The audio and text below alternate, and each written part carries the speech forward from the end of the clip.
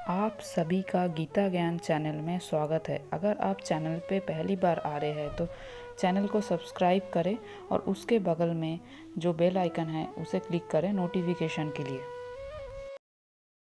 श्रीभगवानुवाच मयि सर्वाणि कर्माणि सन्न्यस्यध्यात्मचेतसा निराशी निर्ममः भूत्वा युद्धस्य विगतज्वरः। अतः हे अर्जुन, अपने सारे कार्यों को मुझ में समर्पित करके मेरे पूर्ण ज्ञान से युक्त होकर लाभ की आकांक्षा से रहित, स्वामित्व के किसी दावे के बिना तथा आलस्य से रहित होकर युद्ध करो। यह श्लोक भगवद गीता के प्रयोजन को स्पष्टतया इंगित करने वाला है। भगवान की शिक्षा है कि सधर्म पालन के लिए सैन्य अनुशासन के सदृश पूर्णतया कृष्ण भावना भावित होना आवश्यक है। ऐसे आदेश से कुछ कठिनाई उपस्थित हो सकती है, फिर भी कृष्ण के आश्रित होकर सधर्म का पालन करना ही चाहिए, क्योंकि यह जीव की स्वाभाविक स्थिति है। जीव भगवान के सहयोग के बिना सुखी नहीं हो सकता, क्योंकि जीव की नित्य स्वाभाविक स्थिति ऐसी है कि भगवान की इच्छाओं के अधीन रहा जाए। अतः श्री कृष्ण ने अर्जुन को युद्ध करने का इस तरह आदेश दिया मानो भगवान उसके सेना नायक हो। परमेश्वर की इच्छा के लिए मनुष्य को सर्वस्व की बलि करनी होती है और साथ ही स्वामित्व जताए बिना स्वधर्म का पालन करना होता है।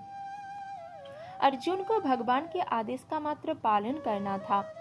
परमेश्वर समस्त आत्माओं के आत्मा है, अतः जो पूर्णतया परमेश्वर पर आश्रित रहता है, या दूसरे शब्दों में जो पूर्णतया कृष्ण भावना भावित है, वह अध्यात्म चेतस कहलाता है।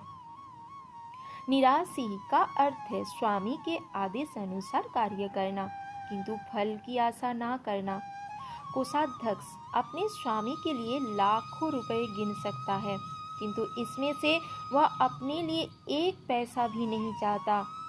इसी प्रकार मनुष्य को यह समझना चाहिए कि इस संसार में किसी व्यक्ति का कुछ भी नहीं है, सारी वस्तुएं परमेश्वर की है। मई अर्थात मुझ में का वास्तविक तात्पर्य यही है।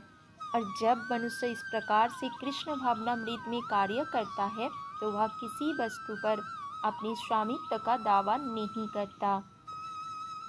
यह भावनामृत निर्मम अर्थात मेरा कुछ नहीं है कहलाता है। यदि ऐसे कठोर आदेश को, जो शारीरिक संबंध में तथाकथित बंधुत्व भावना से रहित है, पूरा करने में कुछ झिझक हो तो उसे दूर कर देना चाहिए। इस प्रकार मनुष्य विगत ज्वर अर्थात ज्वर या आलस्य से रहित हो सकता है।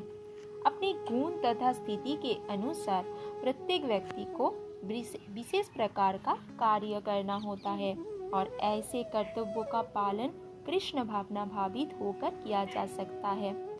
इससे मुक्ति का मार्ग प्रशस्त हो जाएगा। अगर आप सबको वीडियो पसंद आया है तो वीडियो को लाइक करें, चैनल को सब्सक्राइब करें और भी वीडियोस देखने के लिए।